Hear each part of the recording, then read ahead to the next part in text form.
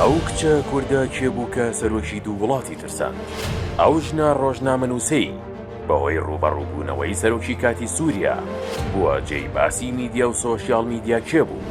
بۆچی ڕوبەڕووی ئەحمەد شەرع بووە؟ ویستی چی پێ بڵێت؟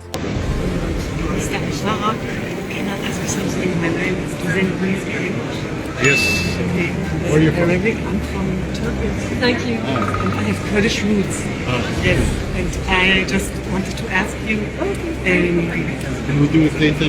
Later. If you want to exchange number with us. ئەمە دیمەنی ڕوبەڕووبوونەوەی کچە ڕۆژنامەنووسێکی کوردی یەزیدیە کە وەک کەمینەیەک لە ڕابردوودا زیانی زۆریان لەلایەن گروپە چەکدارە سووریەکانەوە بەرکەوت. ئەم کچە کووردە لە پەڕەوێزی کۆبوونەوەی نەتەوە یەکگرتوەکان چووە لای سەرۆکی کاتی سووریا داوای لێکرد ڕێ بدات چەند پرسیارێکی لەسەر کەمینەکان لێ بکات. بەڵام وەزیری دەرەوەی سووریا بە ئاماژە داوا لە سەرۆکەکەی دەکات کە وەڵامی نەداتەوە.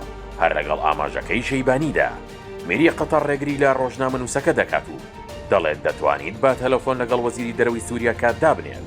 دۆزن تەکاڵ لەدایک بووی 2 ئەیلولی 1970 دانیشتووی وڵاتی ئەڵمانیایە لە بنەچەدا یەزیدیە خەڵکی ئامەدی باکووری کوردستانە و لە ساڵانی هەفتاکانی سەدەی ڕابردوودا دایک و باوشی وەک کۆچ بەڕۆیان کردوتە ئەڵمانیا. دەخوشک و برای هەیە. لە ساڵی 1998 ئامادەی تەواو کردووە و لە ساڵی 2002 دەستی کردووە بە خوێندنی زانستە سیاسیەکان و زمان و ئەدەبیاتی ئەڵمانی. زانکۆی لای بنزی لە هانۆڤەر تەواو کردووە. لە نامەی ماستەرەکەیدا کە بە پلەی پەسەند کراوە لەبارەی کوردانی یەزیدی نووسیوێتی. دوای تەواوکردنی خوێندن تەکال لە چەندین بواری بەرەمێنانی فیلم و ڕۆژنامەوانی کاری کردووە. ئەو ڕۆژنامەنووسە چەند جارێک سەردانی ڕۆژاوای کوردستانی کردووە لەگەڵ هەرێکە لە مەزلوم عەبدی و ئیلهام ئەحمەد و ڕۆژهەڵات عەفین دیداری ڕۆژنامەوانی کردووە و لە میدیای ئەڵمانیەکاندا بڵاوی کردوتەوە. ئەو دوو کتێبی نووسیوە کە لەلایەن دامەزراوەی بەرلین ڤێرلاگەوە بڵاو کراونەتەوە لە لیستی 16 کتێبە پڕۆفرۆشەکانی و دامەزراوەیان.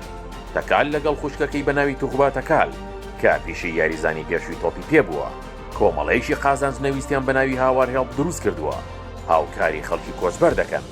دوای ڕێگریەکەی میری قەتەر و سەرۆکی سووریا ئەو ڕۆژنامەنووسە لە فەیسبووکی خۆی نووسیوێتی بۆ ئەو وەک یەزیدیەک ڕوبەڕووبوونەوەی شەرع ئاسان نەبووە کە تا ئەم دوایانە لە ژێرناوی جۆڵانیدا سەرکردایەتی بەرەی نووسڕەی دەکرد و لە عێراق بەهۆی ئایدۆلۆژیای ئەمەوە گەلەکەیان دەمردن.